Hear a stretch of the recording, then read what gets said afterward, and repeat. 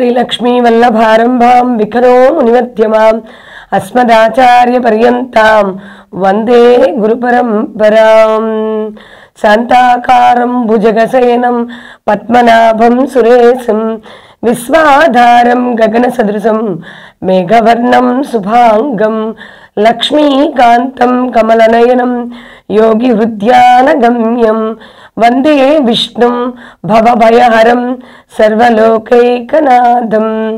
GK digital news ప్రేక్షకులందరికీ శుభోదయం। ఈరోజు కాలగమనం కార్యక్రమంలో కాలగమనాన్ని తెలుసుకుందాం।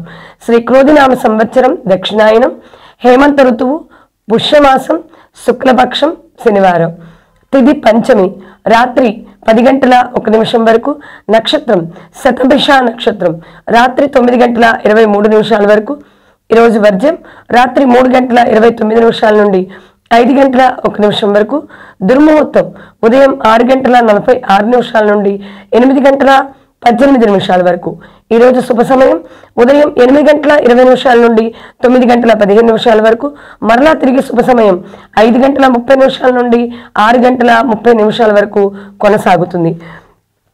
ఈరోజు నక్షత్రం శతభిష నక్షత్రం, శతభిషక్ శతం తార అంటారు ఈ నక్షత్రాన్ని।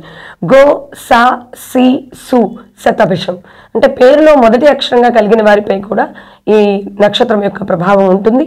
ఇది రక్తవర్ణంలో ఆకాశంలో 3 తారల సమూహంతో వృష్టాకృతి అంటే ఒంటె ఏ ఆకారంలో ప్రకాశిస్తూ ఉంటుందో ఆ ఆకారంలో ఆకాశంలో ప్రకాశిస్తూ ఉండేటువంటి నక్షత్రం।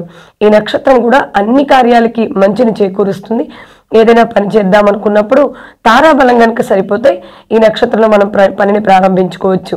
అలాగే వీరికి కలిసి వచ్చేటువంటి వృక్షం ఖాదిరి వృక్షం అంటే చండ్ర చెట్టు, చక్కగా ఇది గుళ్ళో మంచి ఉపయోగపడేటువంటి చెట్టు కనుక ఎక్కడైనా దేవాలయాల్లో ఈ చండ్ర చెట్టుని నాటడం అనేది శుభాన్ని చేకూరుస్తుంది।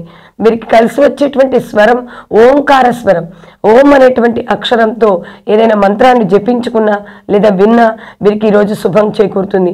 అలాగే వీరికి కలిసి వచ్చేటువంటి పక్షి కోకిల పక్షిని చక్కగా చూసి నమస్కరించుకోవచ్చు, లేదా కోకిల్ని చూసి ఇప్పుడైతే గానం వినపడదు కాబట్టి కోకిల్ని చూడటం అనేది చాలా ముఖ్యమైనటువంటి విషయం, వీరికి శుభాన్ని చేకూరుస్తుంది।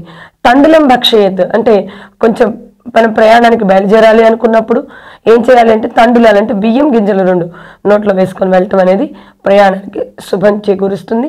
అన్ని దిక్కులకి ఈరోజు ప్రయాణం చేయవచ్చు। అలా ఇంకా వరుణ దేవుణ్ణి పూజించడం అనేది ఈరోజు చాలా మంచి విషయం కనుక వరుణ దేవుణ్ణి ఆరాధన చేసుకోవడం, శనివారం వెంకటేశ్వర స్వామి వారికి చాలా ప్రీతిపాత్రమైనటువంటి రోజు కనుక వెంకటేశ్వర స్వామి ఆరాధన కూడా చేసుకొని సకల శుభాల్ని పొందుదాం। శుభం భూయాత్।